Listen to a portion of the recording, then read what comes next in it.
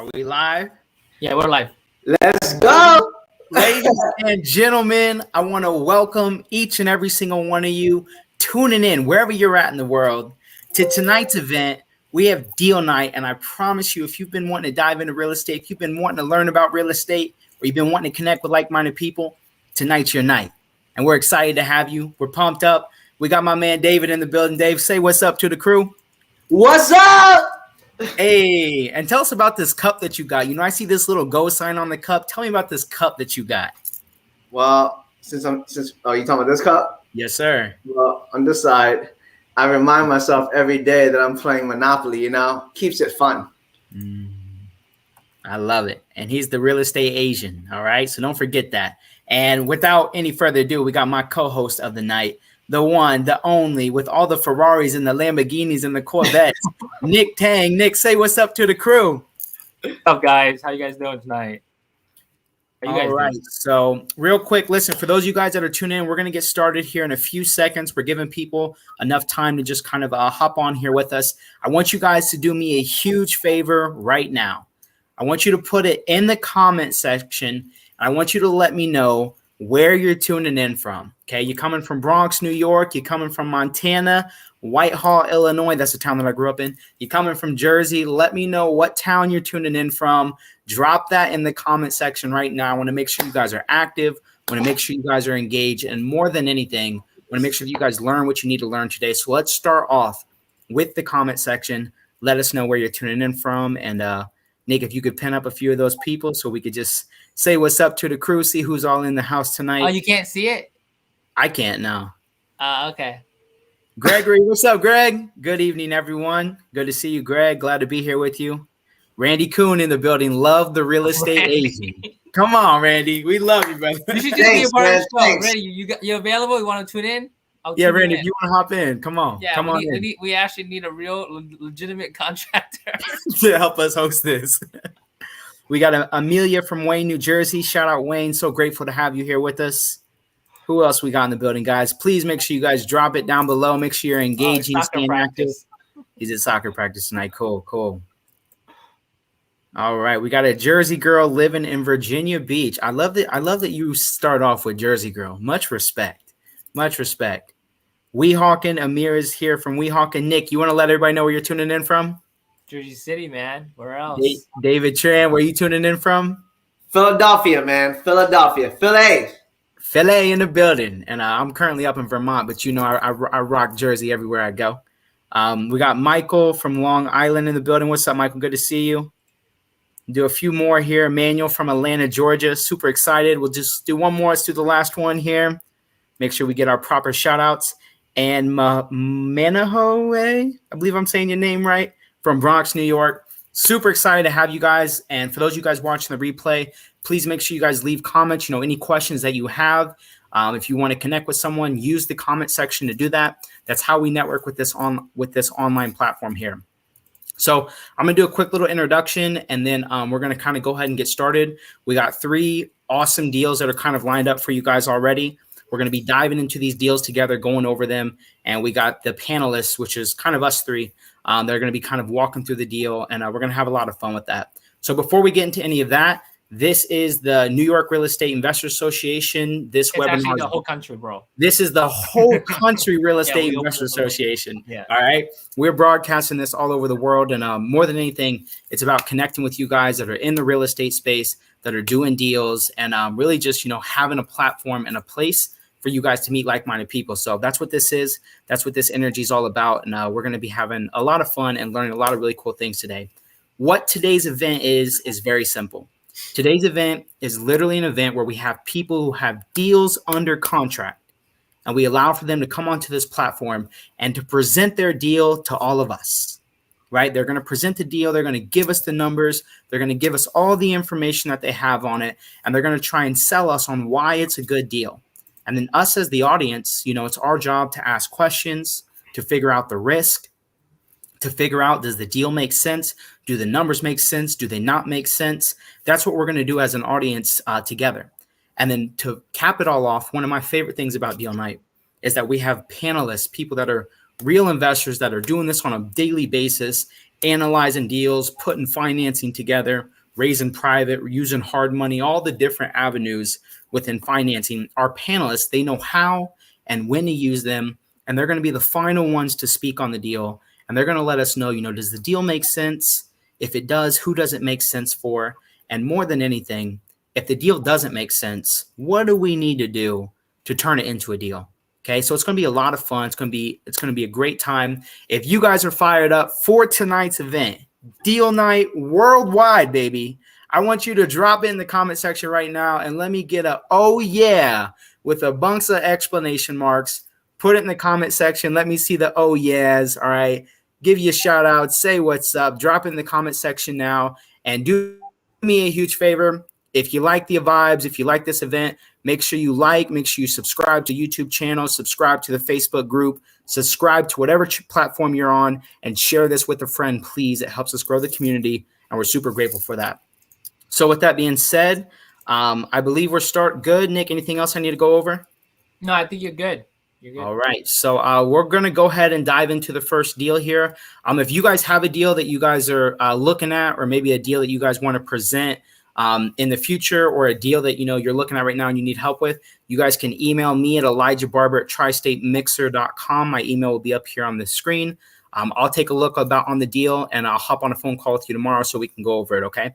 So let's go ahead and pull up the deal info here so we can get so people can see how we're going to present this.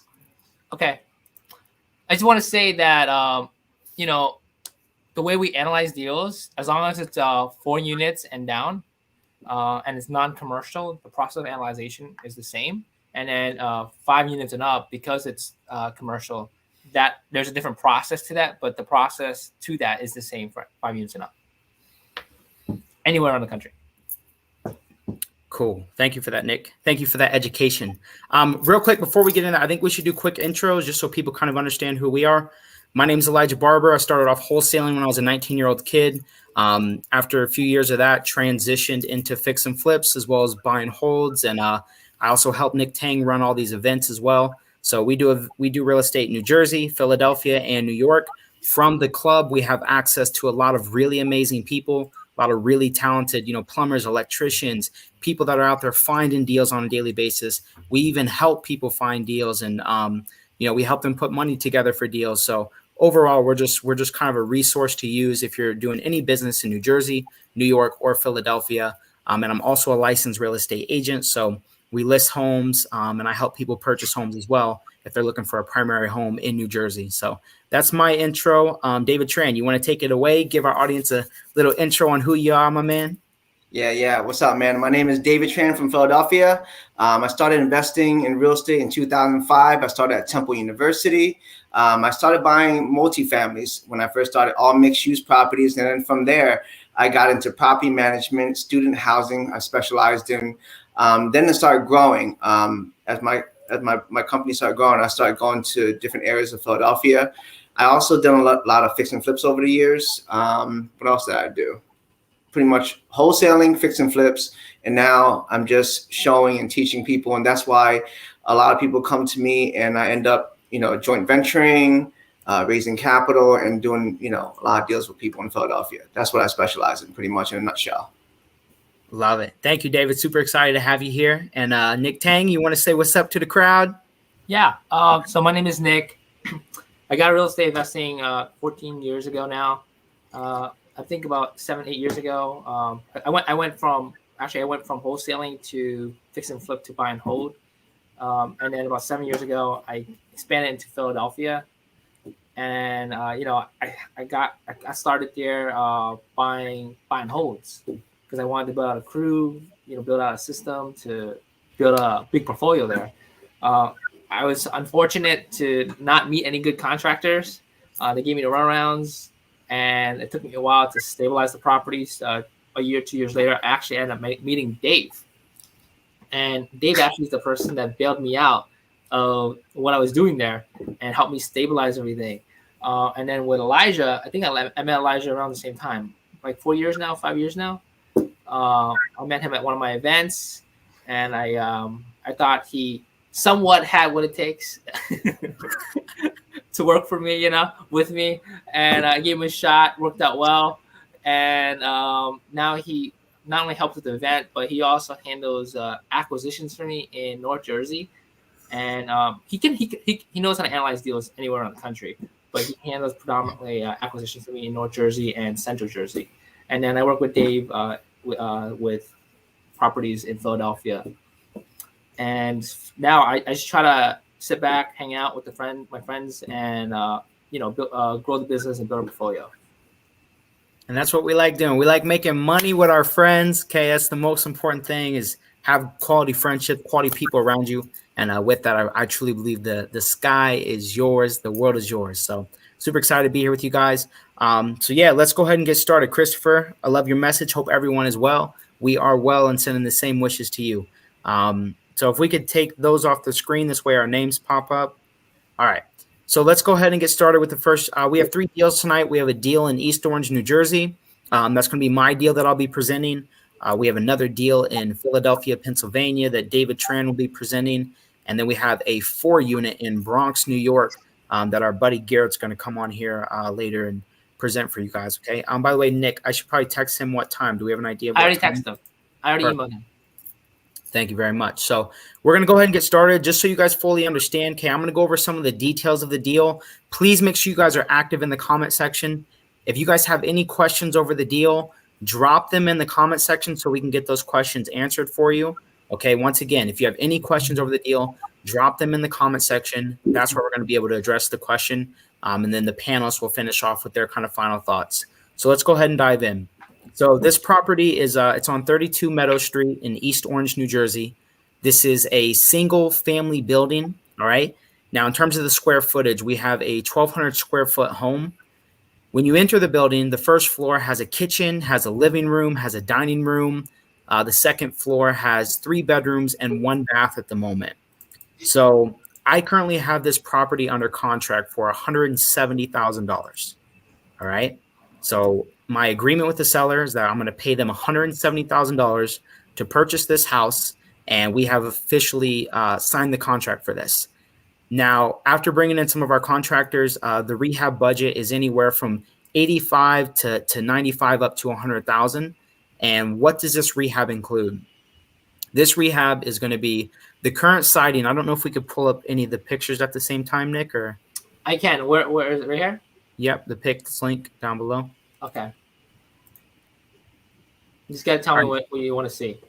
Yeah, just go through whatever. I'll kind of explain. Yeah, let's start here because this is all the exterior. So if we look at the exterior here, okay, we can see that we have asbestos siding. What we're going to be doing with this exterior is we're going to be putting new vinyl siding on it. As you can see, the house literally to the right of it is a brand new house that was sold, I think, 3 years ago, back in 2019. But we're going to be doing all new exterior siding. We're going to be doing new roof, new downspouts on this building. The windows in this building are all in very great condition. They're the double hung windows that open and close just fine. If you look here, all the driveway, it's going to need all new asphalt there for the driveway. So that includes a lot of the exterior. And then as we slowly transition here to the interior, okay, we're going to be doing a lot of work with the interior. This house in particular, the layout is not really that well. As I said, the current layout is a 3-bed, 1 bath. We're going to turn this into a 3-bed, 1.5 bath. When selling a single family home, one of the most important things is having a bathroom on the first floor, some type of bathroom. This way, guests don't have to run upstairs to the second floor. And after doing some analyzations, there's about a $15,000 to $20,000 difference of having a half bath or not having a half bath, especially on the first floor here. And so we're going to be doing a brand new kitchen. We're going to have a whole new bathroom. We're going to add a half bath on this first floor. We're going to leave all the existing trim. We're going to update all the electrical. We're going to do a whole new electrical system. All the plumbing's also going to be completely updated with a brand new boiler. We're going to run PEX piping into the kitchen as well as into the bathrooms. And this job is going to require permits, especially since we're adding a half bath. So you are going to have to get permits for this job, which is why it's $100,000 as well. And then all the bedrooms are going to be done, all new flooring throughout the first floor. What's going to be leave it right here for me for a second, Nick. Sure. So this is the dining room. Okay. So I want you to notice something. If you look through the doorway there and you look to the left, you'll see kind of a lot of bright light. That's the entrance. Like when you enter, like that's Right kind of what here. you have access to. Yep. You have access to either going as soon as you come in the house, you go left, which is upstairs, or you can go left into that little pink room. You can come into this room, which is like the dining room, or you can go straight into the kitchen. So the layout is absolutely terrible at the moment. And Wait, so what wait. I'm confused. So you come in this way, left is goes upstairs, or straight goes so upstairs? if you're looking at that pink room, okay, Okay. so from our position, if we're looking at the pink room and we look Oh, to okay, the got left, it. that's where the entrance is. That's what I'm Oh, saying so is the entrance is right. The entrance is right in front of us, in front of those boxes. Right here, no, nope. over here. So correct. So right there, if you go to the left, like down the hallway a little bit, like that's where the entrance is. Right, this way, right? Correct, to the left. Mm-hmm. Yeah. So if you're coming in right from the hallway, a left would be in this room, no? Correct. Okay, and then straight is to this. Looks like it's going upstairs. Correct. Yep. Okay, And that's right. Okay, upstairs into the dining room. And then um, there's also the kitchen here on the first floor as well, which is to okay, the left of what we can't see. So what my contractor proposed is actually we're going to open all this up. So where you see the stairway is we're going to take down those walls, and my contractor is going to add an spindles there. This way you can see in between. This way you could see through into each room, and that's going to drastically improve the layout, the open concept flow, and it's really going to help with the resale value and finding a qualified buyer for this property. So I just wanted to state that this is just kind of our ideas. I'll kind of say what the next steps are once I finish kind of going through this. So let's finish up these pictures here. But yeah, we're talking all new kitchen. We're going to be doing 1.5 new bathrooms, all new flooring throughout a 1,200 square feet home. We are planning to keep the existing setup for heating. So there's currently a boiler setup. We're not going to be doing HVAC here. We're just going to bring in a new boiler. We'll paint all the radiators. We'll update them, make sure that they're all working. New valves on the boiler, on the radiators. New light fixtures throughout the whole entire house. We'll be doing new doors throughout the whole entire house. Yeah, so it's gonna be $100,000 job. So I have it for 170. The rehab's gonna be 100,000. You can probably get it done for less, but worst case scenario, you can definitely spend upwards of 100,000 to have a completely renovated house. So the question is why would you want to do that? What's it worth? Where's the value? Okay, something very important about this house is this: right across the street, 19 Meadow, literally right across the street, just sold 1,200 square foot building, brand new siding, brand new roof, sold 6 months ago for $370,000. Okay. And then I have 2 to 3 other comps that are in the $375,000, $380,000 range. I got another one at $370,000. So, and most of these comps have sold within the past 5 to 6 months, and the market is still doing extremely well right now. And so for us, we are valuing this building once we're completely done with renovations that it's going to sell at $370,000. So what's the goal here? What's the plan? There's 2 ways to do this deal. Number one, if you want to buy this deal yourself, maybe you want to be 100% owner, maybe you want to handle all the construction, maybe you want to move into it, you want to live here, you can make us an offer, okay? I have it for 170. I'm very upfront about our numbers. We typically might like to make anywhere from 10 to 20% minimum for our wholesale fees. So it means I have it for 170. So we can schedule a walkthrough for you. The house is vacant. We can schedule that ASAP, and you can do the walkthrough on the house, and you can let me know what you want to offer for it. Or if you're a private lender, right? Maybe you're someone who has money in the IRA. Maybe you're someone who has cash sitting aside that's not really producing, or it's sitting in the bank and it's not really making you much money, and you've been interested in lending money to someone who is investing in real estate. We can also have a conversation, because I can make you double-digit returns on your money backed by a piece of real estate in a great city like East Orange, New Jersey. And overall, it's just great assets here. So with that being said, I'm going to open up for questions. How do we do the questions here, Nick? Yeah, post your questions in the comment section, guys, and then we're gonna ask Elijah them.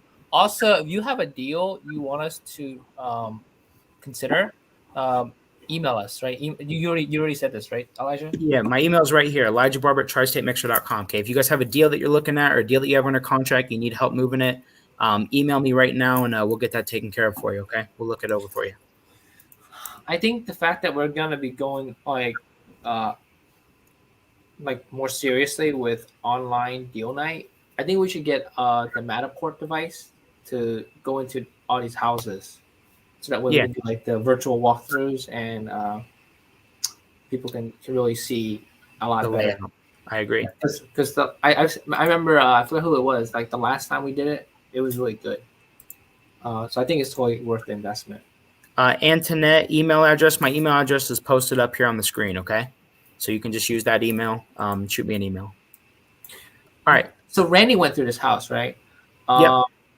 Let me ask something. So as for the asbestos siding, like couldn't you just? Isn't it safe to just leave that as long as it's contained?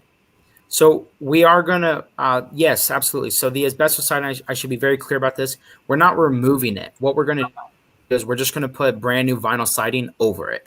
Okay. And the reason for that is because there's two houses to the right of this building. I don't know if it's possible for you to do a Google Street view of this, Nick. So I don't think I have views of it. Just type in 32 Meadow Street in East Orange. So two houses to the right of it, like literally like brand new renovated homes. And then across the street, there's like three houses that are also like brand new renovated homes. So like there's like almost every house other than this house and one other house on this block are completely finished, are in great condition, and are selling very well. So that house to the right, brand new vinyl siding. The house to the right of that was recently renovated as well, which is done. So that's what we'll be doing. We're doing vinyl siding on this. Okay, let me see. I'm trying to turn this thing around. There we go. So here's the house. Here's the neighborhood. I'm gonna walk the street. So it looks like there's an empty lot over here, right? Yeah.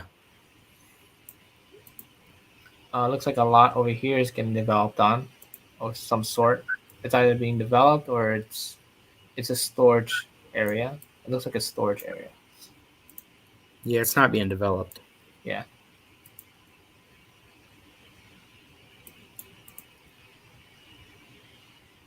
Elijah, what was the asking for this again? So I have it for 170,000. So Okay. if you're going to be a private lender, you're coming in at 170. If you wanted to purchase it, you'd need to offer something above 170 for me to look into this deal with you, to do this deal. All right, let's go to questions. Go ahead, Dave. What? No, you're looking to wholesale this, or you're looking to? I'll do either or. If someone is interested in purchasing, they want to get into the deal. I mean, it is a pretty bigger job, $100,000 job. So I would probably expect someone, who's more experienced to take on a deal like this. Okay. We could schedule a walkthrough, and they could figure out what offer they want to submit, and I'll definitely entertain any offers. Or if you're someone who has money sitting in the bank account or in an IRA, and maybe you're looking to lend it and make double-digit returns on your money, I would definitely entertain a conversation with you and just figure out how I can help you grow your wealth as well through that, through private lending. Okay, so let's. I'm gonna post some of the questions, okay, and then Alright. you guys can answer it. You see it? Hey guys, how much earnest money deposit do you require from a cash buyer?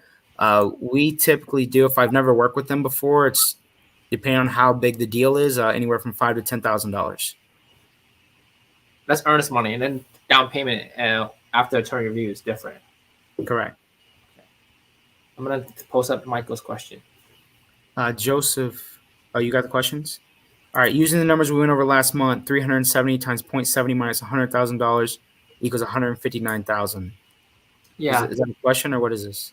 Yeah. So what Michael's asking is, based on the formulas that we've shared with people to use to evaluate deals, we do the 70 cents to dollar rule, right?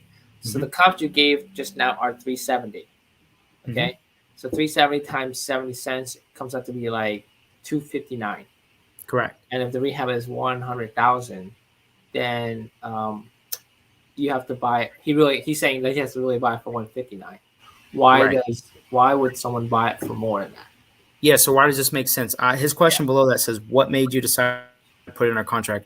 Number one, I've done a lot of deals in East Orange, so I'm very familiar with the market. I almost know every single street in East Orange. With that being said, the $370,000 comp that I'm giving you is a very conservative comp. Like I said, all the houses on the same block are basically have brand new siding. They're updated other than like 2 other houses. So when a homeowner's coming into an area, this street in particular, that's going to help them make a decision factor when it comes to purchasing. And inventory is also still extremely low.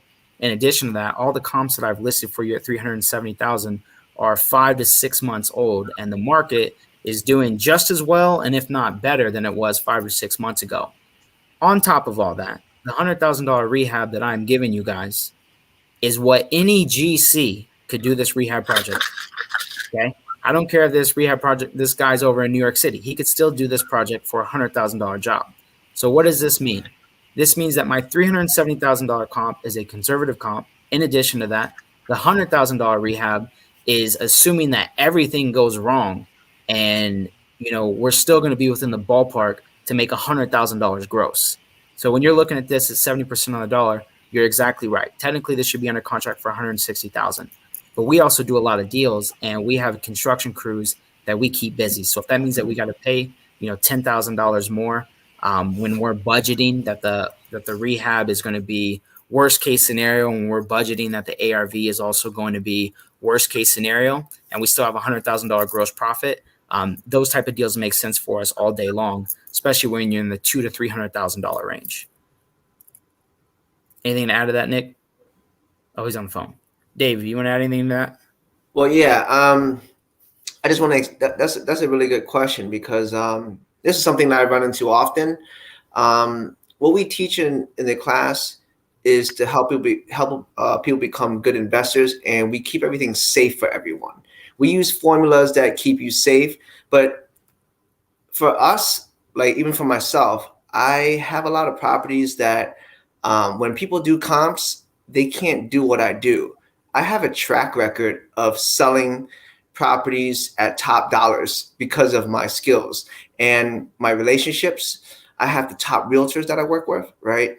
I have contractors that I pay more for, but they are really, I've done so many deals that they know how I like things. I'm very particular, and I do more quality work. And if I know my target market, I have to study my target market and first make sure that they can pay for these things too. So there's a lot of factors that it would take experience for someone to really know, because like a lot of times when someone runs comps, I'm also a realtor. So when I run comps, on average, I'm selling $40,000 to $50,000 over what the comp is. I'm always a comp setter.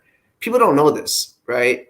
But I can't really teach this either, because I can't go and say, oh, everyone can do this, because I've seen a lot of people fail. And a lot of people can't even sell at market retail. So there's a lot of things that when you have more experience and you do more, you'll have a keen eye, a judgment, and you'll know how you do things. You'll know the ability of your construction team. You'll know your realtor abilities. And some realtors have specialized niches. Like certain areas that I have, the realtors I have, they have buyers lined up. They specialize in certain, like FHA. So they have a line of people that they're always showing things to. And if I'm their preferred investor that they work with, they're going to constantly fill. I guess they're going to sell my properties first and at top dollar. So it really depends on how well your team is. And there's a value of having a very skilled team. And these are things that every person will be able to develop over time, but it's not something that we can guarantee. So like even Elijah doing this deal, he may know that it can get more than 370, but he really can't say that, because what if someone gets 365? He's got to be on, average pretty much. So that's pretty much my perspective from my own personal experience as well. Yeah, beautiful. All right, let me go through some of these questions. All right, so Andrew Edwards asked, do you have plans already? No, we don't have plans yet. For the half bath, we're definitely going to need them, and we'll have them. We just don't have them at the moment. Of course, if I'm wholesaling it, I will not be getting them. Christopher says, how do you estimate the difference between not having the half bath as per saying having it? When you look through the comps within this area of East Orange, you can see which properties have a 3-bed, 2-bath. you can see which properties have a 3-bed, 1-bath, and you can see which properties have a 3-bed, 1.5-bath. And once you look at 15 or 20 of these, you're able to kind of notice the number difference when it comes to exactly how much a half bath would add value or take away value, depending on your market. So that's just based off comps. Do you need a specialist to remove the asbestos siding? I don't know the answer to that. All I know is we're not removing it. We're just adding vinyl over it. So you do need a specialist. That's why I was asking you, like, why are you guys removing it? But then I didn't mean to say that. Gotcha. How much would it cost for HVAC? I don't know. We need Randy in here for that. You guys know what HVAC costs? Oh. All right. Joseph says, what part of East Orange is it by the border with Bloomfield? Yes, it's right next to it. It's literally right next to it.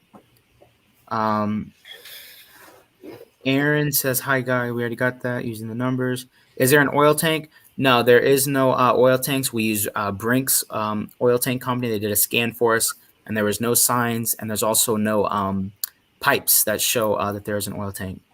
Is this a cash flow or fix and flip? Based on our perspective, this would definitely be a fix and flip. If you buy it for 170, put in 100, you're all in at 270. Rent on a 3-bed single family house in East Orange, maybe you can get 16, 18, maybe a little bit more because it's a single family.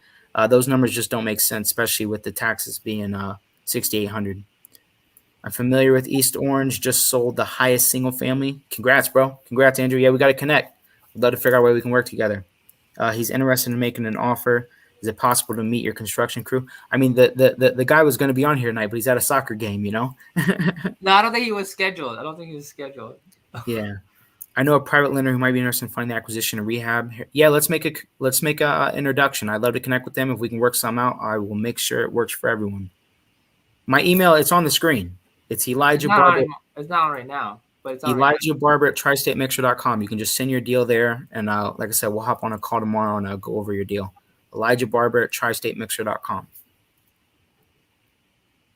Andrew said he'll email me separately. It's Elijah Barber at tristatemixer.com.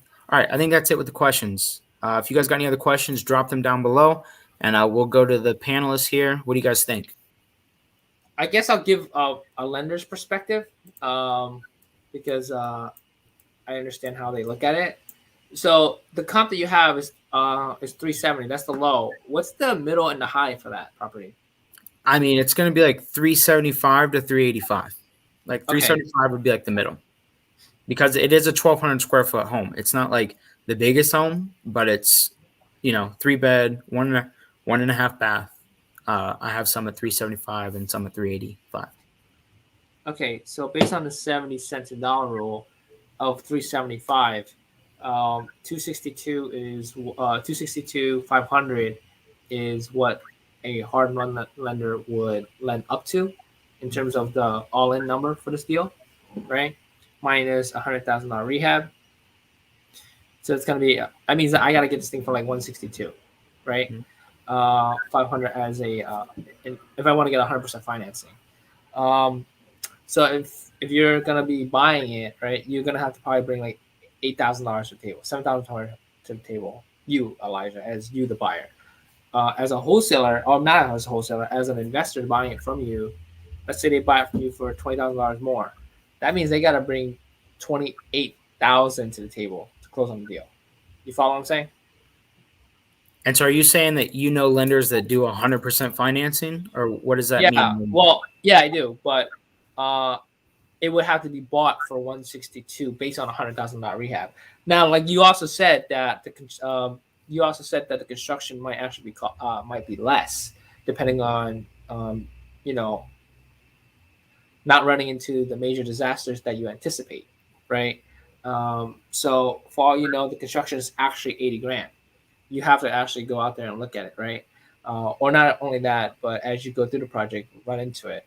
And if the construction is actually only $80,000, then the deal, like in a way, makes a lot even more sense, because funding could be like coming to the table to buy the property would just be $8,000 versus $28,000. I would say typical hard money lenders, they're gonna want 5 to 10% down. So even though you're buying it, let's say at 170, you're gonna have to bring 10%, which is 17,000 to the table to close, and then they'll fund. No, then you have to do the first phase of the rehab, and then they'll reimburse you for that. So if you break it down to, let's say, $100,000 rehab, and you break it down to 4 phases, so you got to spend your own 25,000 to do the first phase, and then one of the hard money lenders inspectors will come out, verify the job that was the $25,000 invested correctly, and if it is good, then they will reimburse you for the 25, so that way you can do the next phase. But if you have lender questions, just ask me. So that's the lender perspective. I'll give the lender perspective on it. Dave, you want to give another perspective? No, I'm just absorbing like how this deal night's a little bit different from the live ones. Why? You know, it's different because usually at the deal night for the live ones, people are getting torn up, you know, and this is going so smooth. I guess I'm gonna get torn up tonight. Well, it's Elijah. He's done this like he's presented at every deal night, and he knows how to answer his questions, and he knows what to expect, you know. That's why we let him go first, so that way he sets kind of like the example of what to present, and then after we let everybody else who wants to present, so that way it works out. All right. So if there are no other questions, could I get all right. So we had a hard money loan question, Nick. Yeah. Okay.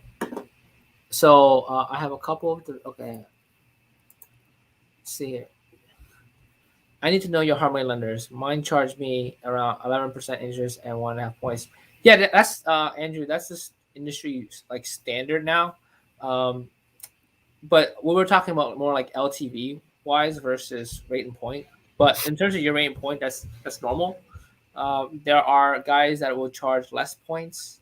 There's ones that charge more too. Yeah, and then there's guys that charge less rate and more. I think what's different more now is not a point and rate game now. It's about terms now. A lot of lenders now are more aggressive with how much they require you to put down. In the beginning, it was like 20%, or as soon as the market crashed, it was like 20-25%. Now it's like 5-10%. And there are also guys that do 100% financing, as long as it conforms to it being 65 or 70 cents a dollar, purchase and rehab. The thing about it is, like, let's say that the rehab is actually 100,000, you know, and you're just trying to buy it, and you're gonna buy it and flip it, and you don't want to put that much money down on the purchase, right?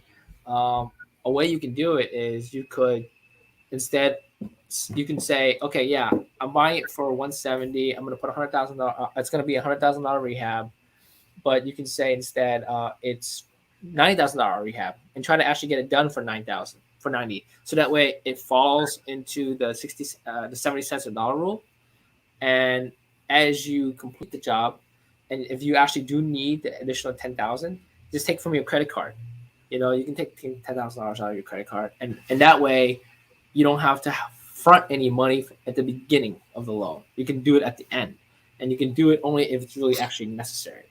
So there's different ways to play it, so that way you can actually lower your initial down payment, so that way you can do the deal.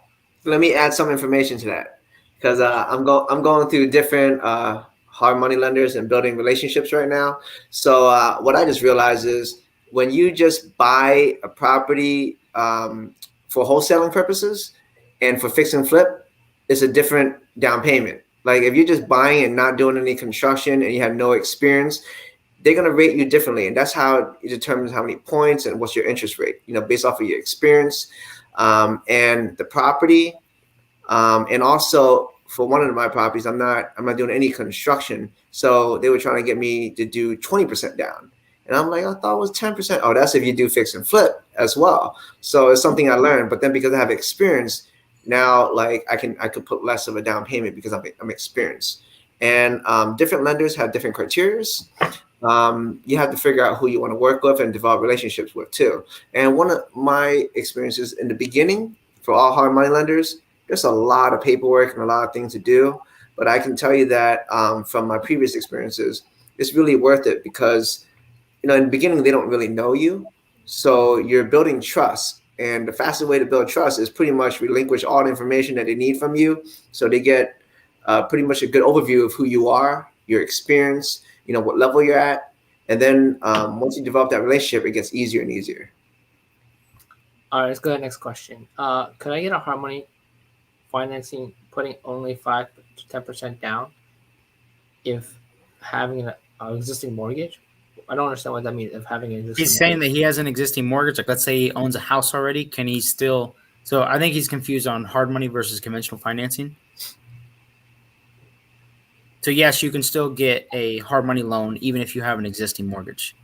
How many hard money loans can you get, Nick? You can get unlimited amounts of them, or how's that work? No, it's different. Like each lender, what they do is each lender they'll give you like one or two if you're just starting out with them, and they'll measure your track record. Like they'll ask you how many deals have you done, can we see HUDs, things like that. And if you've done a lot, then they'll give you more. But initially, they'll just give you one or two at the most. Perfect. All right. I believe that wraps up my deal here. So once again, guys, quick recap. We got a single family in East Orange, New Jersey. If you've been wanting to get into the fix and flip market, whether you want to purchase, definitely, Nick, can you take that off so we can show my email here? Your email where? Take off the David, the comment that you have highlighted. Oh, okay. All right, guys. So my email is right here. So if you guys want to schedule a showing, you guys want to schedule a walkthrough, maybe you want to purchase it, we can schedule the walkthrough. Or if you want to be a private lender and you want to walk through with me and my GC personally, we'll definitely walk you through and just kind of let you know how it's going to arrange. And first we would have a call. So if you guys are interested, email me tonight. Okay, I need you to email me tonight. This way I can make sure I have it by tomorrow, and we will touch base tomorrow. So that wraps up that deal. Let's go on to our next deal here. Let's put our hands together for Elijah for presenting tonight. Wow, Elijah. At our live events, it's a ball. We play music, it's a lot of fun. So we're adapting to the times. We love y'all. All right, next deal. What we got? Okay, Garrett's on, right? So I'm gonna bring him on. Ooh, got a 4-unit in the building. Come on, Garrett, can you hear us? Yeah. What's up, Garrett? What's up? How's it going, guys? Hey. I'm gonna bring up the photo for your property real quick, but you can talk about it. Tell us about it. All right. So I have a 4-unit property in Pelham Bay in the Bronx, New York. I actually live in the area, so I know the area well. As you can see here, it's fully rented. There's two Section 8 tenants, and the other two are just regular tenants. They've been there for some time. I don't have pictures of the interior yet, but we could definitely get in there and get pictures of that. That's not a problem. Pretty straightforward deal. The square footage is 2,500 square feet. What else could I tell you about it? The the neighborhood is pretty amazing. If you know the Bronx and you know Pelham Bay, it's a very desirable neighborhood to live in. Mostly residential, and the properties here, the values are really good for the properties in the area. If you could pull up, Nick, do you have the little flyer that I? Yeah. I'm. Give me 1 second. I'm sorry. I'm like doing No problem. things at once. Yeah, is it a listing? You have it under contract. What's the story with it? I have it under contract. I actually market direct to the owner. I wholesale from time to time, and this is actually one of the ones that I got under contract. If you since you have it under contract, would you be open to sharing the address so we can pull up the location?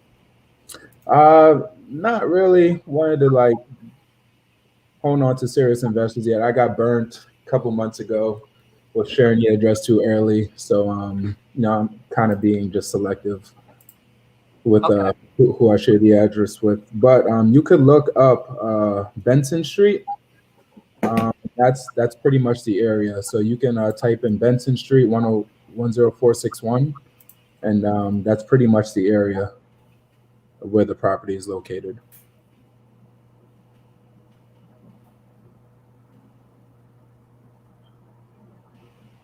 So Can you hear me? yeah, is it the Bronx area? Yeah, so if you just hit another tab and just type in Benson Street 10461, you'll kind of see the area that the property is in. So around here. Yep, literally around there. I have some comps that I pulled up in the area that kind of reflects what the neighborhood is going for. It's a simple deal. It does need, like, the common areas need just some paint. That's pretty much it. The units are solid, but I would update it to get it to that market rent. As you can see, all of the units are rented way below market. You can get. I'm paying 2,200 for a 2-bedroom right now. You paying 22? Yeah. Dang, man. Yeah, I mean, but my apartment is it's fairly nice. Modern finishes, et cetera, et cetera. So that's the type of market you can get. Do you have any interest in moving into one of these 2-beds? Because I'll put it at 2,000 for you. I was actually thinking about, like, keeping this one and just doing like a house hack, but I'm actually doing a house hack on a property that I acquired a few weeks ago in Mount Vernon. Nice, man. Nice. Yeah. So I'll be a homeowner within the next 2 months. Congratulations. Love it. Congrats. Yeah, man. So yeah, I guess we can. So just pretty much do questions review, now. Gary. We have 2 units. They're Section 8, right? And 2 units are cash. Yep. All right, and all units have a record of paying on time and making payments in the current market.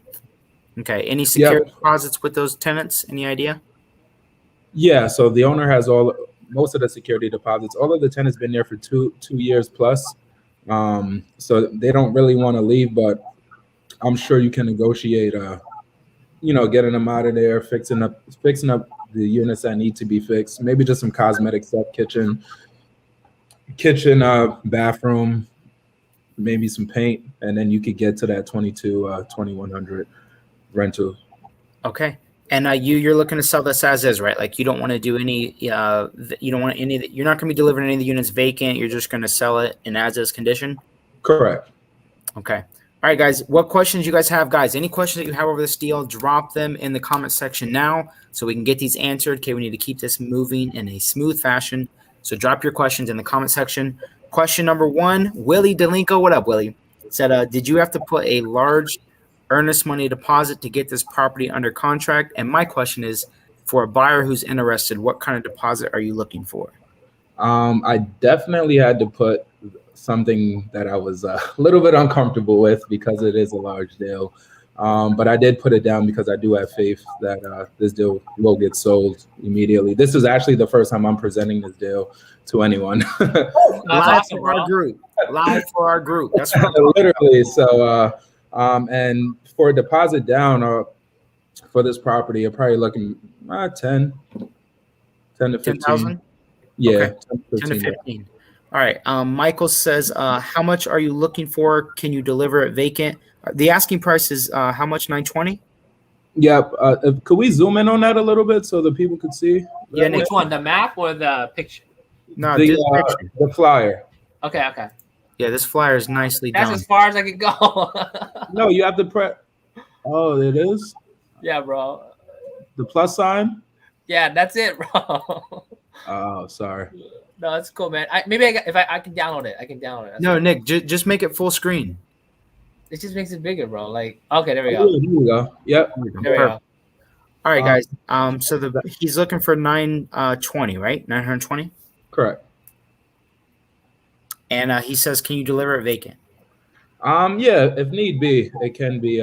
We can negotiate cash for keys with the tenants. That shouldn't be an issue. I believe 2 tenants are month to month, so that's 2 easily that can be gone. Is that Section 8 means rent stabilized? No, it's free market rents, so you can charge whatever you want. Oh wow, so it's not rent stabilized. That's great. Nope. Yep. Background story. The property was inherited. The owner does not want the property. Has nothing to do with real estate. Doesn't want anything to do with real estate. And that's why I'm able to get it at this price to, sell. That's the background story. Yep. Any idea about the NOI for this building?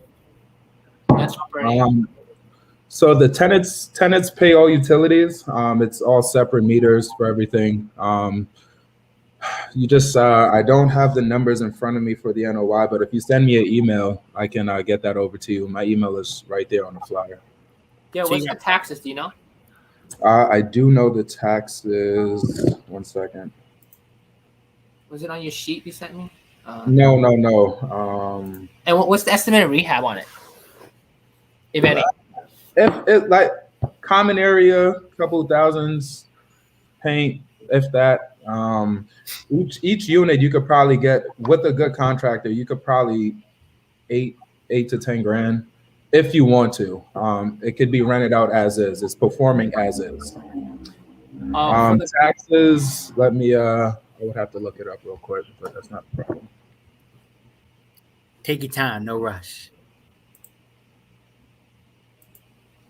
For my audience members, while we're waiting on Greg here or Gary, let me know if you guys have learned anything. Let me know if this has been of value to you. Let me know if you guys are enjoying this event tonight. Nick, was there something you're about to mention? Yeah. Also, if they got questions they want us to ask Garrett, post a comment. Yeah, drop the questions.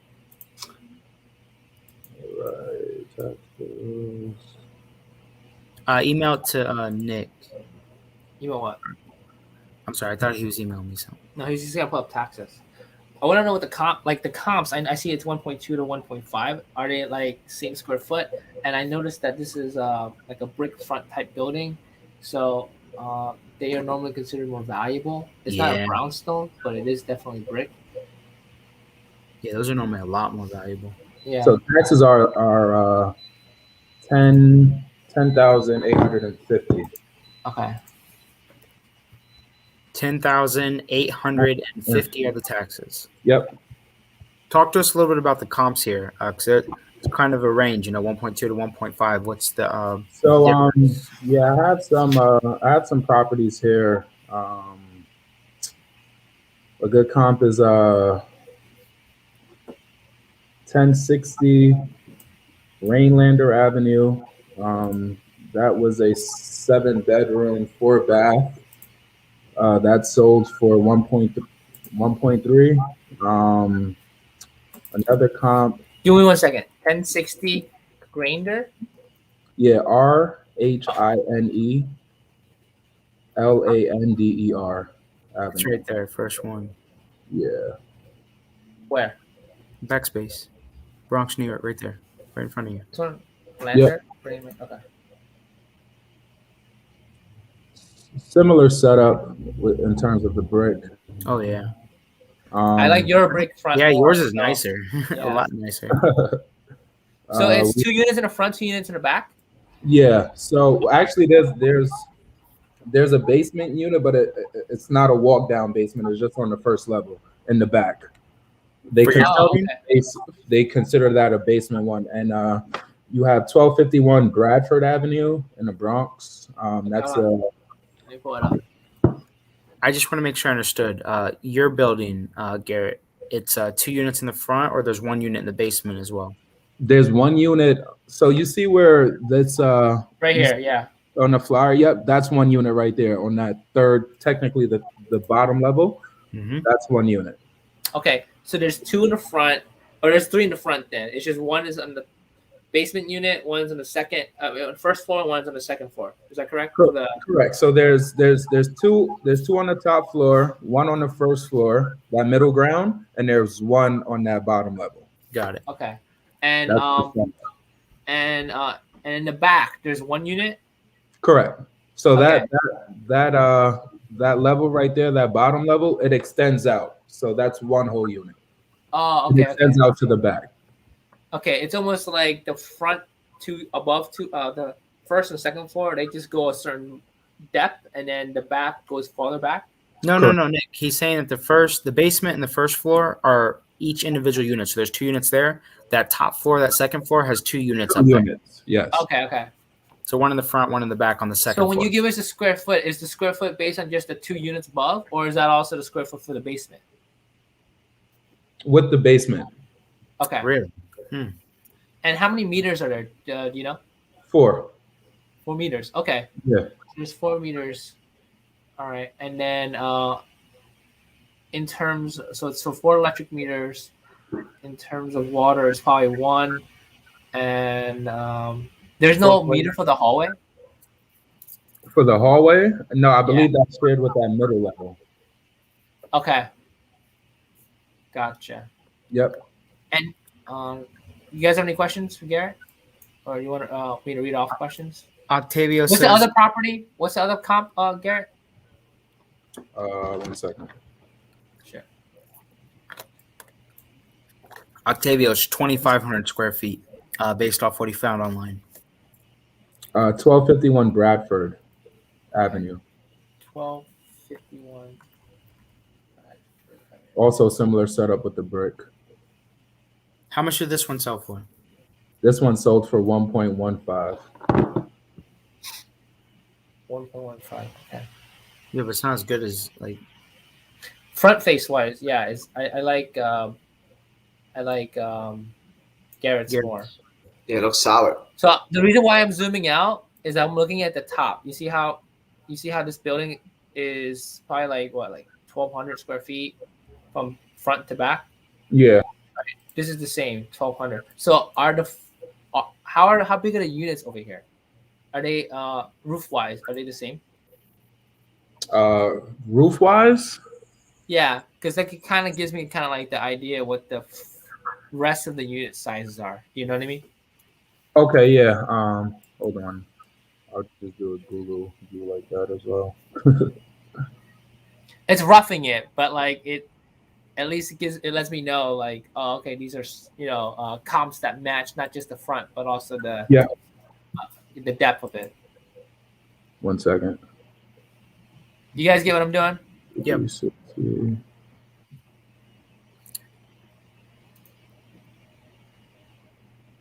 Because my goal is to help you sell this house, Garrett. No, thank you. Yeah. So yeah, it would be a little longer. Yours is a little longer? If yours is a little longer, it's a home run. A little longer. Okay, that's awesome. All right, man. So I think, so based on that, I think you have a superior comp then, or your property is in the higher end of the comp point. Because to me, these two properties, they conform in size, right? And you said the first one's 1.2 million. The second one was how much? 1 second.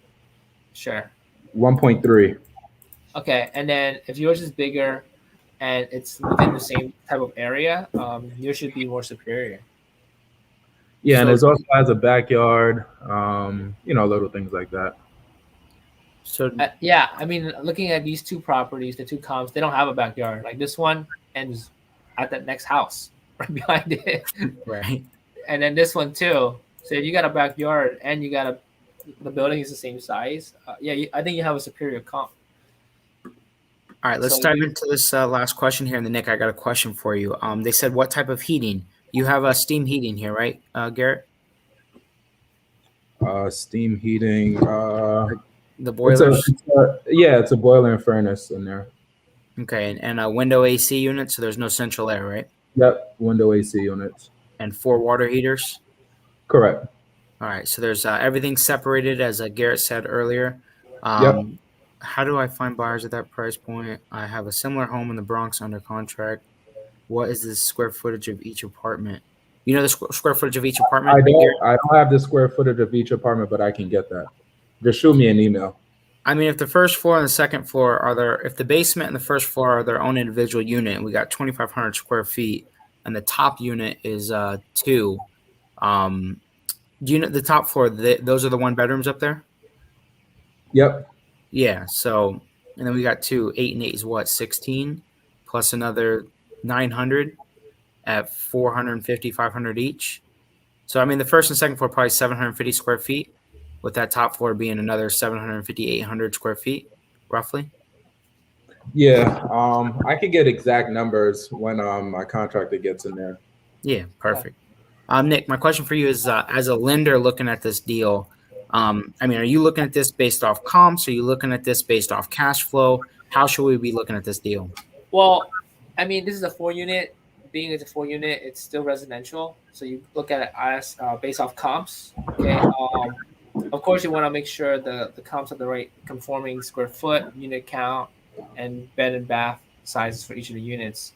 Um, that's why I was asking Garrett the questions I was asking. You know, how big is the roof of the subject property versus the comps? And he says it's bigger. And then he also said that there's also a backyard. So I mean, um, the only thing that's missing now is is the area where Garrett's property superior to the area of the comps? Because if it is, then he already has two pluses with his comp being with the backyard and being bigger. So if he also has a better area, like his comp is probably going to be, like you said, like 1.4, 1.5 million. And if it's around that, to me, if it doesn't look like it's a property that needs work, as much work as our regular type of deals that we do. But it's a deal where you can buy potentially and refinance out 100%. 100%, yeah, easily. Right?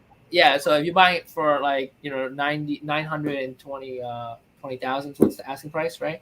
Yep. And it's working already, and it comps out to be let's say 4 million, right? And let's say we only cash out 75% of that. So let me do the calculations here. Still $1 million. That's $1,050,000. Yeah. So yeah, exactly. It's $1,050,000. So you're gonna have $130,000 that you can use to do improvements on the property, or you can use to just put in your pocket, and let this thing pay for itself. The mortgage payments on this thing is going to come out to be, I would say, 5,000 to 6,000 on the high note. And as of right now, what's 1,600 plus 1,400, so that's 3,000 plus another 1,200, so that's 4,200. Yeah, so based on adding up the rent roll as is shape, the only thing you gotta probably have to pay for it at most is taxes. Because if you add up the rent roll, it's about like, I would say, $5,420 or $50, right? Your mortgage payment is probably gonna be $5,000. Your taxes is gonna be about $1,000 a month, and insurance is for like $300 to $400 a month. So that's the only thing you gotta pay for, if anything. And I think it's a great investment, even though you're gonna be losing cash flow for a period. The reason why is because rent keeps going up, guys. Rent's not going down. Inflation makes rent go up every day, and I'm pretty sure.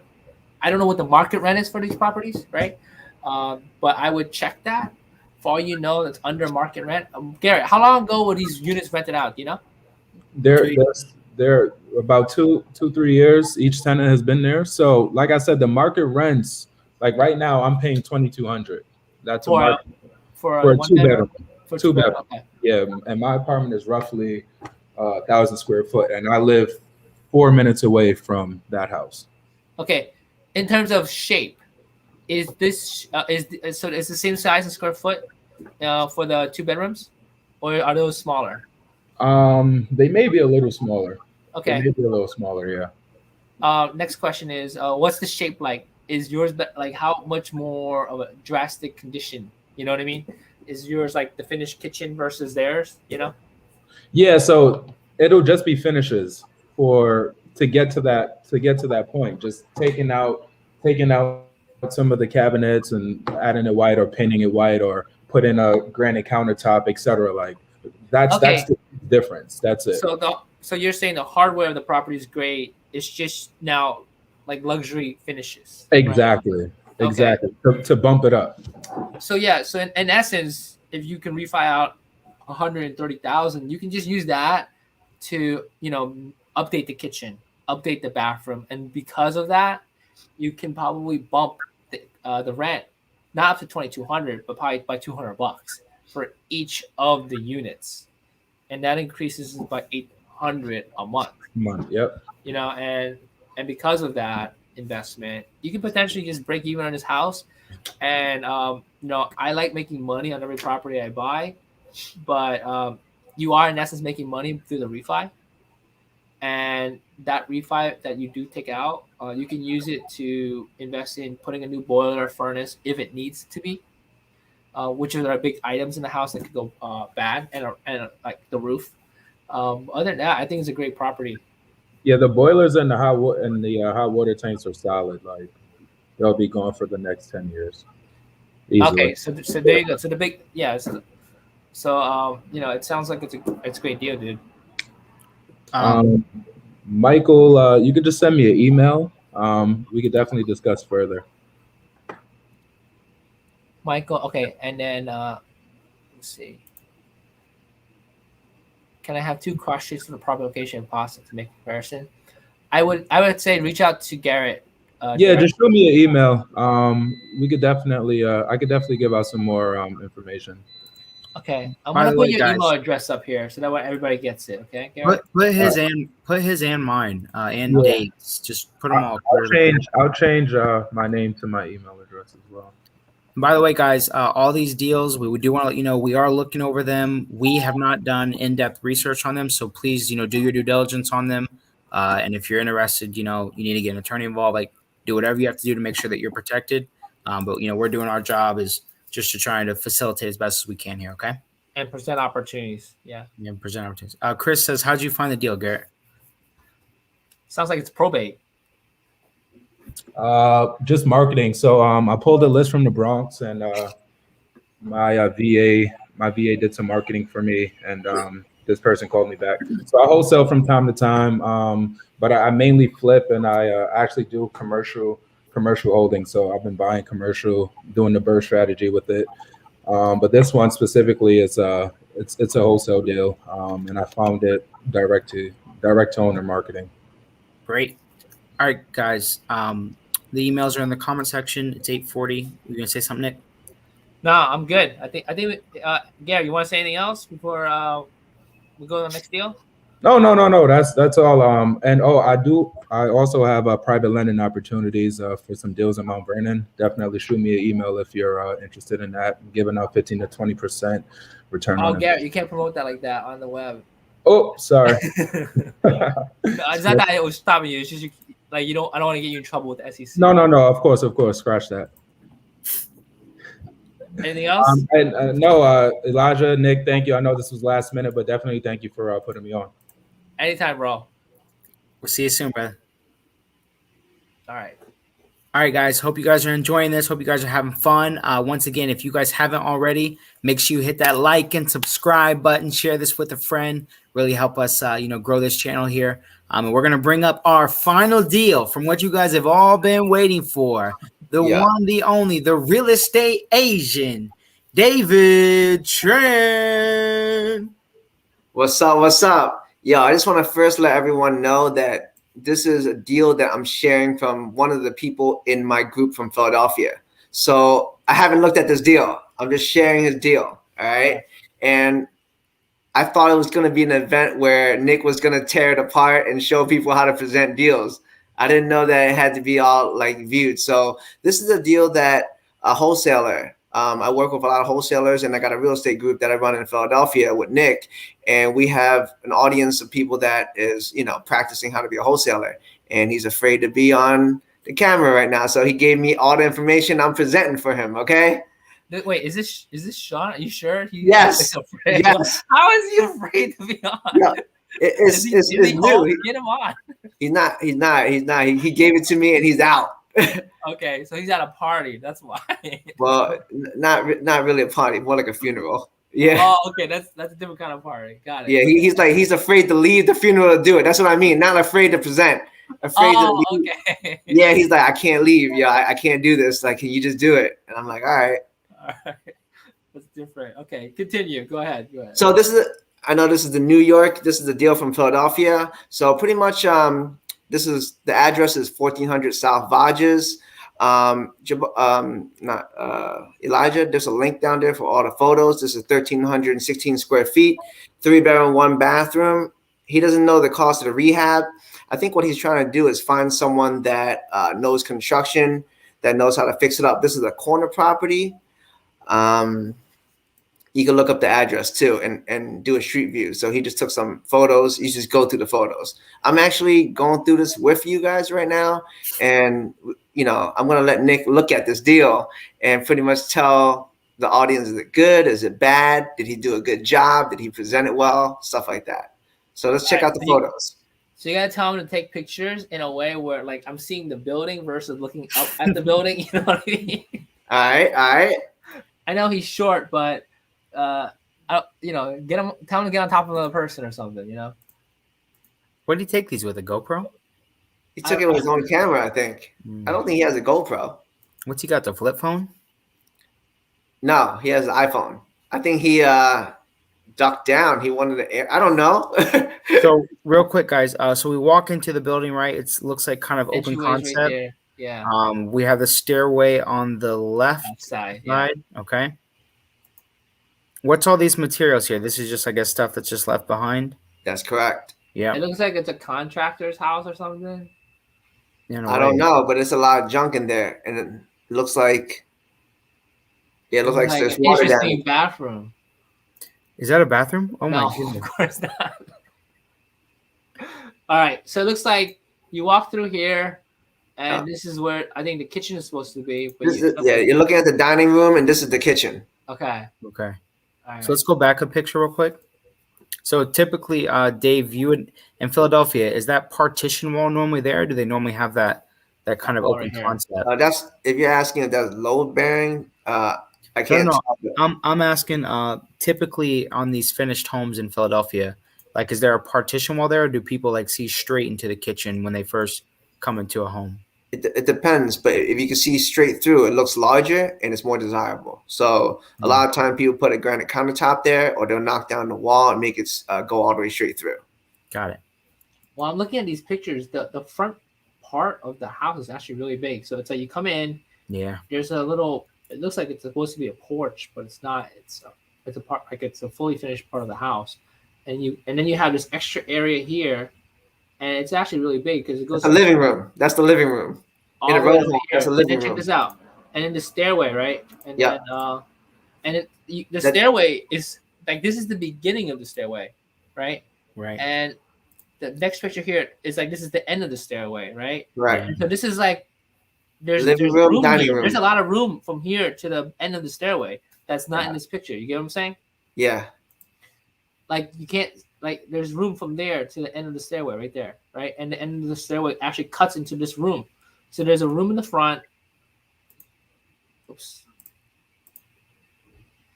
There's this frame right here. There's another frame around here. And then you enter this area, which is the dining room, you said, right? Yeah. Yep. And then once you walk to the back, you're in the kitchen. Okay. Yep. So it seems like there could have been a bathroom here. Like a legitimate bathroom. I don't think so. I think it is using it for storage from upstairs. Let's look up upstairs and let's see. They probably took the bathroom from upstairs, and there's probably a water leak, I'm guessing. Okay, and then so this is the kitchen, and then now we're upstairs. Mm-hmm. Okay. So this is the room in the front. That's upstairs. Are they doing wiring? It looks like it's a nice sized house. Yeah. Looks like it's hanging. Yeah, it's wires, cables everywhere. I noticed there's no ventilation too, so you probably got to do HVAC or probably do new wiring too. Probably everything's electric baseboard, it seems like. Because downstairs, if you notice, there was air conditioning units, so that means that there's definitely no HVAC. I'm looking for the baseboard heaters. There aren't any. Yeah, keep going. Yeah, they got steam radiators in there, Nick. You saw it? Yeah, I saw one. Oh yeah, I see it right here. You see it? It's gone. Mm-hmm. No, I know, but you can see that. The pipe. Yeah. So it's a steam heat. The current setup of it is steam heat. Yeah. Just the radiator right there, right? Isn't it? Yeah, that's the one I saw. If you zoom out, it's right there to the right. Zoom out. It's right there. Oh, okay, right there. Yeah. It's funny, right? Like you gotta develop an eye for all this. Like, I mean, I can easily pick it out, like if I'm visually like there, but now you gotta develop this eye, like to look at photos. Yeah, I just want to let everyone know. Like, I was just watching you guys analyze the New York deal, right? You guys didn't even go in the building. Yeah. Yeah, that was amazing. I was like, how the heck are you looking at this thing, imagining the hardwood floors? And I'm like, what the heck is going on? At least I got photos of the interior. So it's kind of interesting to see that you've done so many deals, right? That you can just look at and imagine a property before even going in. So I think the audience got to be aware that, wow, that's pretty amazing. You can look at deals without looking at it. And that's how you buy properties without looking at properties, right, Nick? Yeah. So I've never done that before. So it was my first time seeing you analyze it without going in and be like, yo, this is a pretty good deal. And I was just like, I'm wow. looking at the roof size. I know. I gotta look at it like this. I mean, at least photos, but now I see like, wow, dude, that's amazing. You just look at the outside and you're like, yeah, this is a pretty good deal. Now, if it's whatever he says, then you know right away. It makes sense. That's All pretty right, cool. so this house definitely looks like it needs, good amount of work. We got the kitchens, we got the bathrooms need done, new flooring. Looks like it's got double hung windows that were installed. Looks like someone didn't finish it because you could see the trim work that is missing. A lot of the walls are going to need wall prep as well as finishes plus heating. I would assume that we're going to need new electrical. Someone's asking, do we have an idea of what the comps are for this? Yeah, keep looking at the pictures. I think he's gonna provide that. Wait, so he still doesn't he still doesn't have it?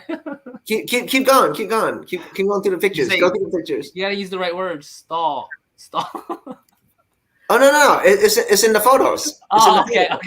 I got it. It's in there. It's all in there. I got. I didn't know. I didn't know it was like that. Okay.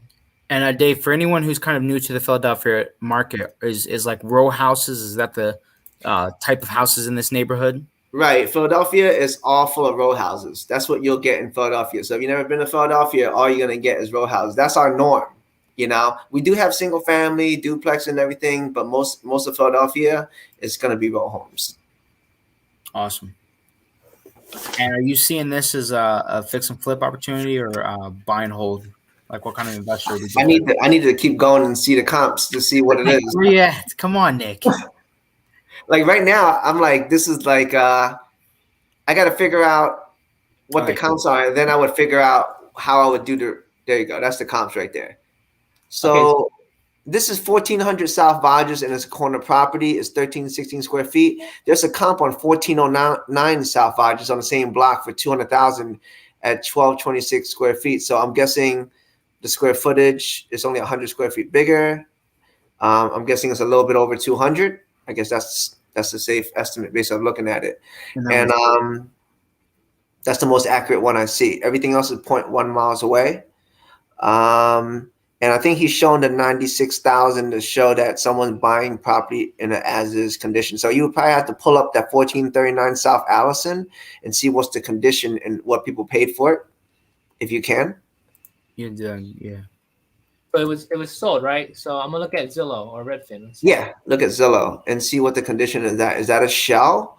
No, Nick, you gotta do 1439 South Allison. Oh, sorry. 14. It's on a different street. 39. South Allison? Okay, I see.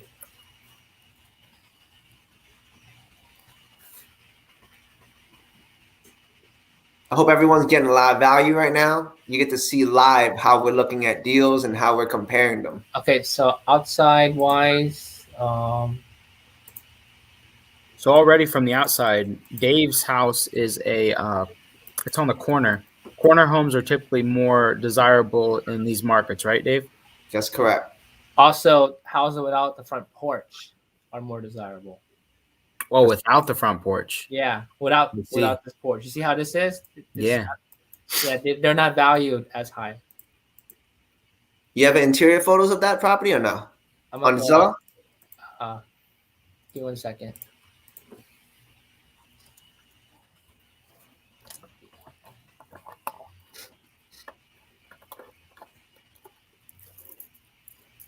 Here we go.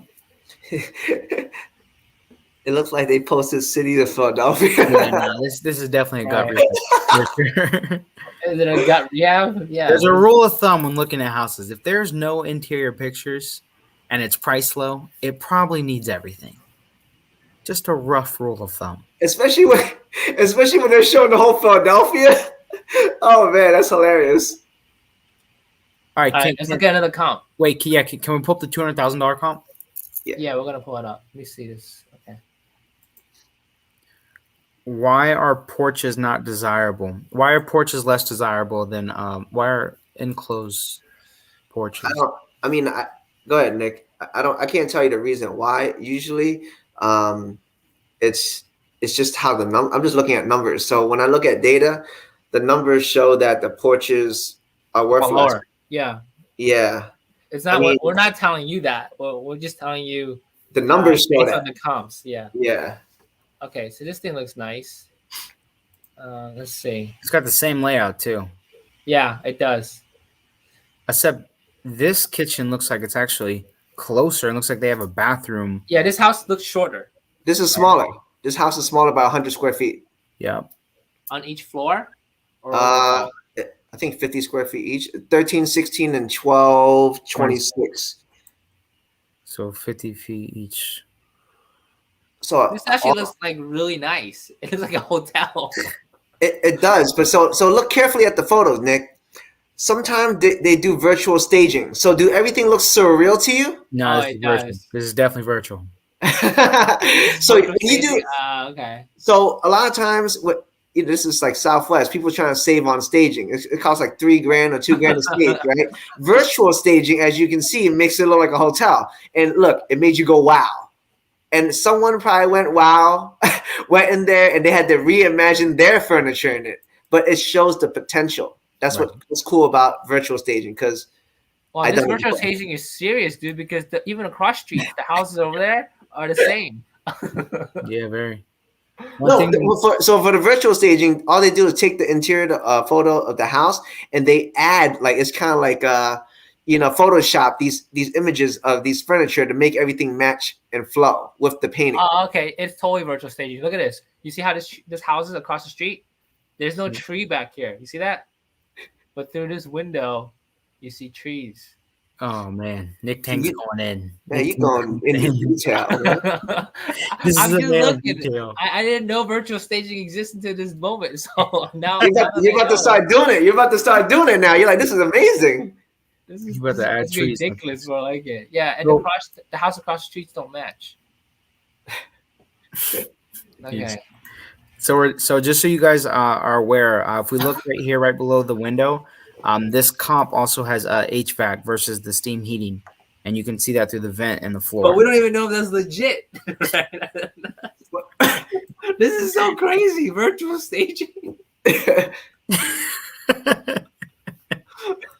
We just saw our house's virtual staging. It's ridiculous. Look, check this out. This is totally virtual. Check it out. On the right side. Oh no, wait. This is different. This is a different property. My bad. Okay, so this is the comp, right? Kitchen. Yeah. That should be a real kitchen. That's That's not virtual. It's not. No. No. Then it'll be a shell, Nick. Some of it's got like the beds and the trees. That's fake, but the kitchen's real. What's the Oh. back? Do they have a back exit back there in the comp? Yeah, they do. Huh. I Interesting. think that's a powder room right there. Right. I get it. So you go back here, you go back to the backyard, or you go to the restroom. I believe so. Okay. And there's like a room to go, a door to go to the. Yo, let's hurry up and go through this. You're stuck on this virtual staging. You're like, Yeah, we got like 4 minutes. we got 4 minutes, man. I'm All right, so very impressed. just to go over the numbers, it looks like you have a comp on the same street at 200,000, which means that in essence, this thing would be worth your subject property would be worth 200,000 once renovated. Is that correct? Yeah, I would say 200, 215 is a little bigger. It's a corner. It's probably worth like another 15, 20 grand more usually. Okay. So let's say 215. what's the asking price, and what's based off seeing the pictures now? Do we have an idea of what the rehab could range from potentially? It looks like it's gonna be a lot, bro. It does look like it's gonna be a lot to make it like that. I'm just gonna throw out there like 80 to 100 grand. To renovate this 1,300 square foot house. Yeah. I mean, people could do it cheaper, and I think that I'm just saying if I hire a contractor, that's probably what it's going to cost me. But if you could do construction, obviously you could do it cheaper. I mean, that's always, you know. I'm checking to see how far his other property is. It's like a few houses down, isn't it? It's a few houses down, Nick. 2-3 houses I down. know. I'm just making sure. The walker. You're like going off an aerial view. Here's the corner property. Here's the comp.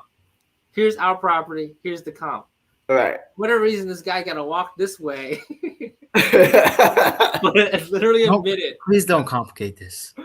Oh no. Okay, so it's a That's minute. hilarious. Someone asked about the neighborhood. They said that this neighborhood looks like a nice neighborhood. Any idea about the neighborhood? No, I don't. I haven't seen it. I'm not gonna lie about the neighborhood. All right, I can figure out the neighborhood. You guys want to see? Let's do this. Yes, please. Okay, let me see. We got 3 minutes. And while Nick's looking this data up for you guys, based off kind of doing this walkthrough now, do you think this is more of a fix and flip or a buy and hold play here, or is that still up in the air? Well, we can't really do fix and flip, right? It's not the numbers aren't like there to do a fix and flip. I mean, from what I see, it's really like almost livable. Someone that wants to live there can just buy it and fix it at that price. It is a good deal. But in terms of investment, the numbers got to be lowered. Like the price got to be lowered. Well, I mean, what's the cash flow like on this thing? Okay, so this corner property, right now, this area generates. I probably would say it could rent for an average of like $1,200 to $1,400. Now, depends on how you make it. If you make it this nice, you'll be getting like $1,500, you know. But overall, on average, it's like $1,200 that area. Okay, so you can almost break even on it if you do a $100,000 rehab. Really? Yeah. It's right? 60. Because you'll be in it for $200,000. Mortgage payment's gonna be $1,200. Right. Okay. So I'm doing research in the area. We can't see the screen, by the way. I know, because I'm doing the research and I'm gonna share it. Okay, so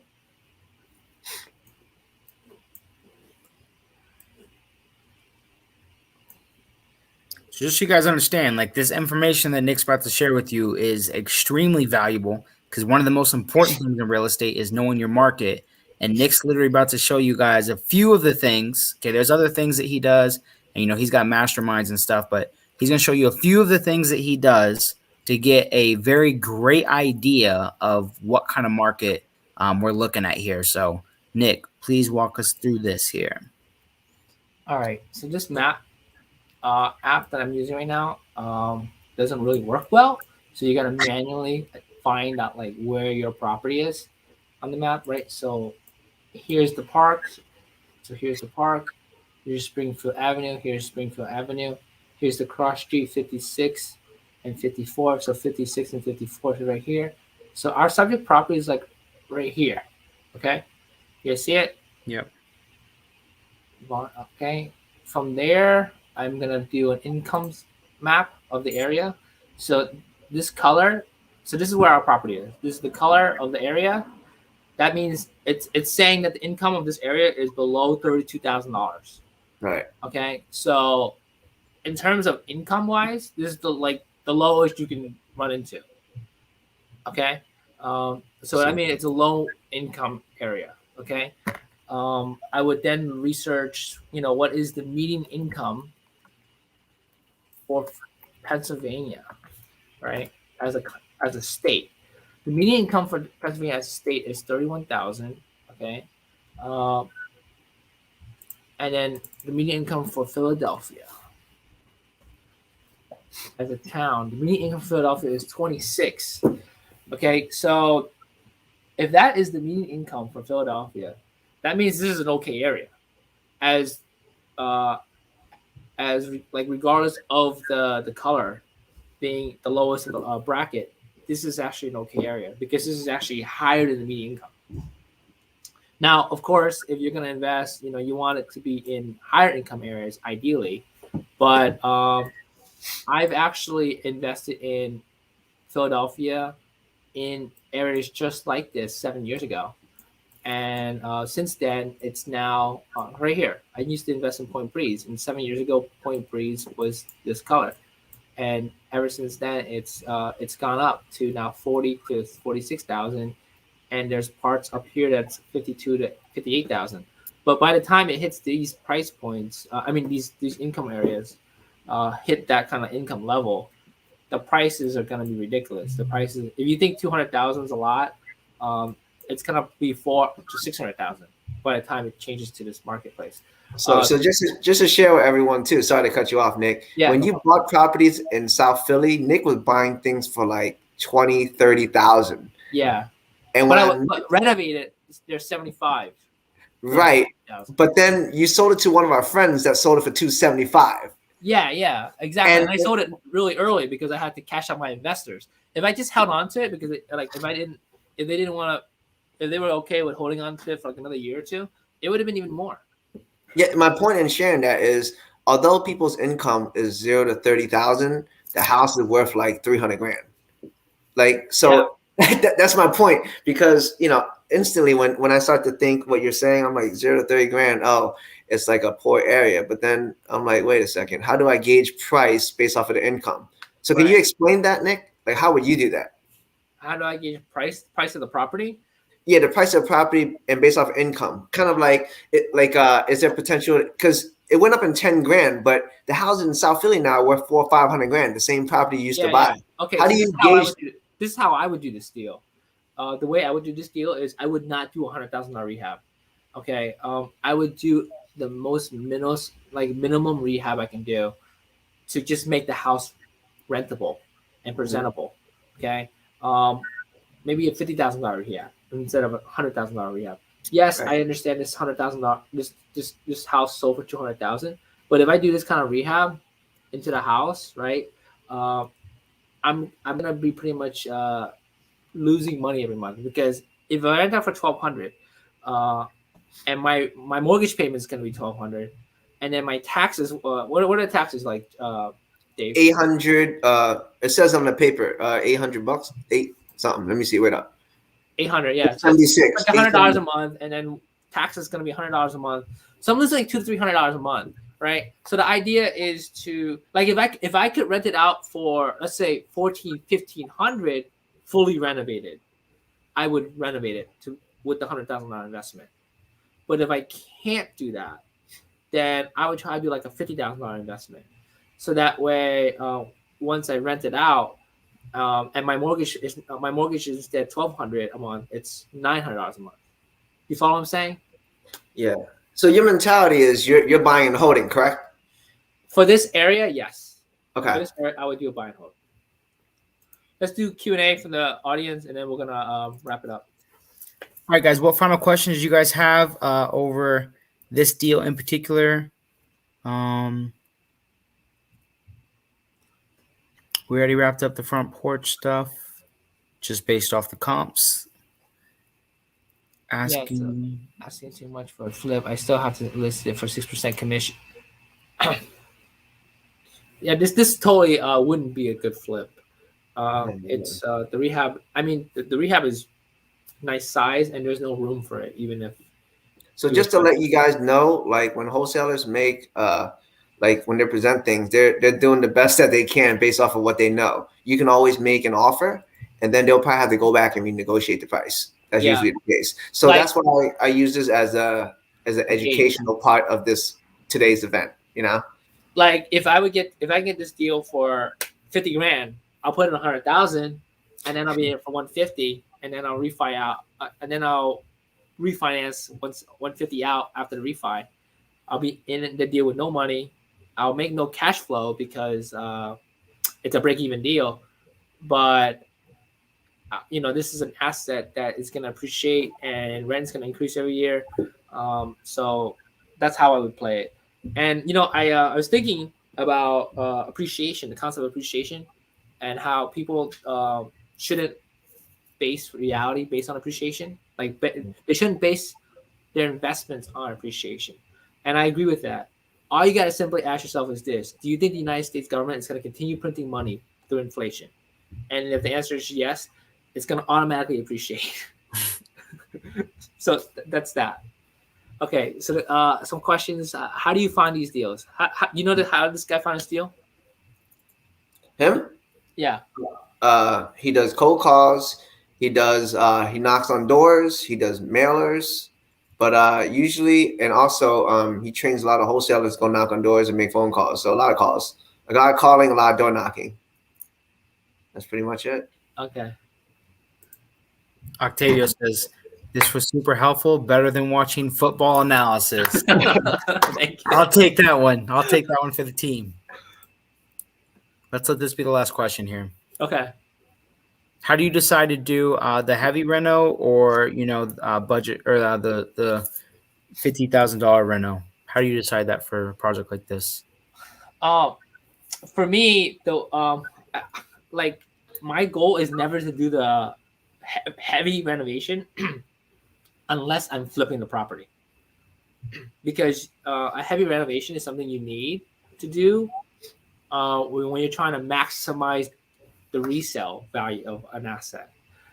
If you're trying to hold the property, then you have to kind of decide based on the rental, what is it going to produce, and can it even can it perform more than what you need? Meaning, there's a point where, like, it doesn't matter how much I improve it by, it's not going to rent any more than what the market bears.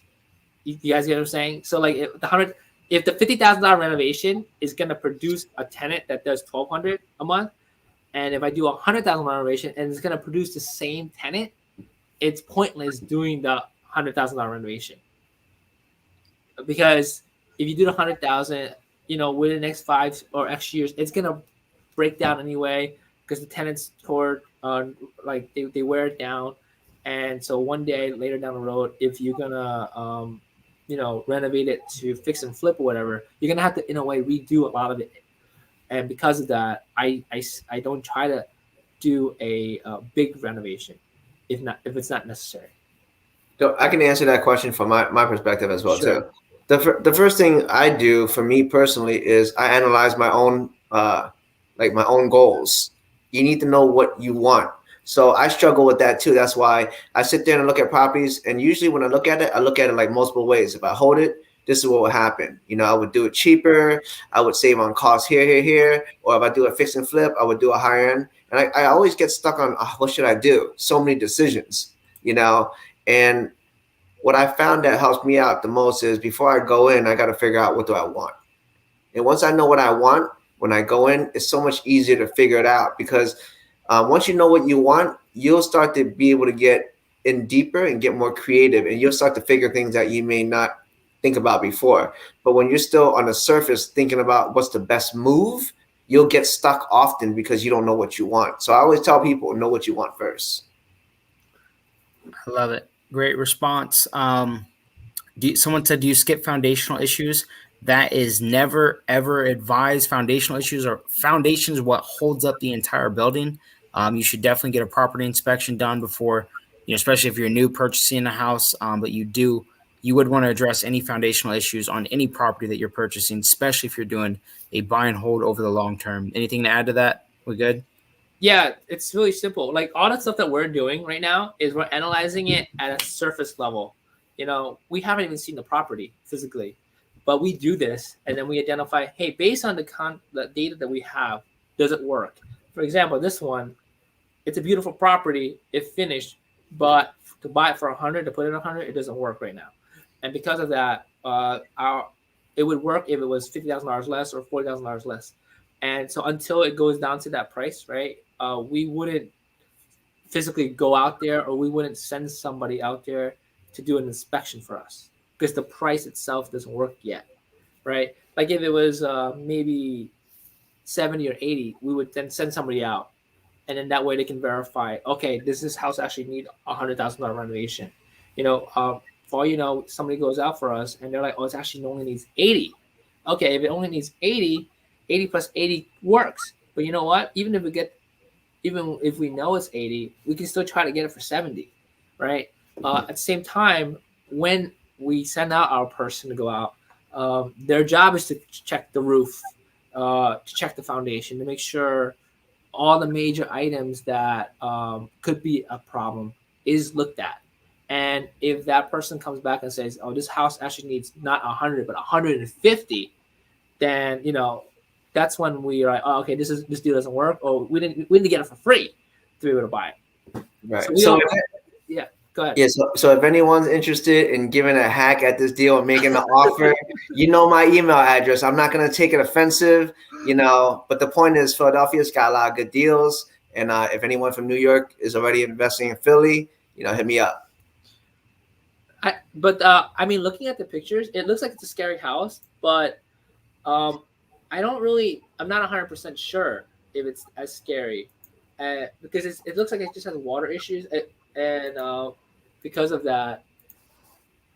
Well, it seems like the toilets are out. That might be the issue. You know what I mean? Did you get Alan to look through this house? What did he say as an estimate? I didn't get anyone to look at anything. Okay. I think you can actually do it for a lot less than 100,000. I think so, but I haven't seen it or anything. So it's interesting because at the end of the day, this is the education. I think everyone's valuing the education or how you're looking at it more than like what it really is. Because this looks like it had water damage, and so they just cut out the box, and then they also left it openly, conveniently, to do the electrical rewiring. And then, but to us, it looks like it's a disaster. Or to a normal eye, it looks like, what happened? Like, why did they do this? But that's really why. Yeah, the contract is just 3 sheets of drywall. That's all it is. Exactly. Yeah, that's all it is. Yeah. I mean, there's plywood too, because whoever's going to be walking up there. This is the old plaster walls. That's why it's like that. You don't have to finish it like that. It would be just sheetrock, like you said. Yeah, drywall. I want to answer this one last question because they did ask us before we said this was the last question. So, do you go to foreclosure auctions to obtain properties? My answer for that is, at the moment, we don't. The reason why is because there's very few properties that actually end up there, and everybody goes there. And because of that, the prices are high. In Philadelphia, I think is different. No. So just to let you know, it's the same thing. At one point, I was trying to list my properties at the foreclosure because everyone was bidding like crazy, thinking it's a good deal. People are bidding at the auctions higher than like a real listing because people were, I guess, getting emotional. Like, yo, I'm a bid higher than you. So I don't even step foot in there. When I do go to the auctions, I don't go anymore. But when I did, I would go and try to make offers on areas where no one wants, because I don't like to compete with people. There's money everywhere. No, that's crazy. So I just realized something. Like you said, you were trying to get your properties to go to auction. So what that means is, if it was a market where the auction's on fire, we should actually put a lien on our house and foreclose on our houses and bring it to auction. I was just trying to find a way if I could sell my property at the auction. I was just trying to find a way. Yeah, I would put a lien on your house and I would foreclose on it, and then it's gonna eventually go to auction. And because it's my lien and me foreclosing, of course I'm not really trying to collect anything from you. You know what I mean? You're trying to sell the property. We should try it. That's how you would do it. That's how you would do it. We just gotta talk to our lawyer, but I think that's how you do it. I would be bidding against the other player, like, oh yo, they're going higher. That'd be funny. So Elijah, last words. All right, guys. First and foremost, I want to thank all you guys for being on this call with us tonight. Really hope that you guys got some value. One thing that I do ask is the only ask that we have, okay? Make sure you guys like, make sure you guys subscribe, okay, to the YouTube, to the Facebook group, and make sure that you share this with your great Auntie Jane, Uncle Bobby, okay, and cousin Jeremiah Elijah Barber. That's me, all right? Share this with your friends. Get this message out. We will be back very soon for another live deal night. Okay. These events are going to get better and better each and every time. So I want to thank you guys. It's been an honor. And if you guys are interested in the deals or you guys have deals that you need help moving, email me, ElijahBarber@tristatemixer.com. We love you and we will see you guys real soon. Nick and Dave, say peace out. Say see you later. Peace out. Also, I want to mention, you guys want to do any private lending or partnering, reach out to Elijah and Dave as well. Okay. That's other than that, that's it, guys. Thanks so much. Have a good night, everybody. Peace. The next event's in 2 weeks. 2 weeks. We out ya.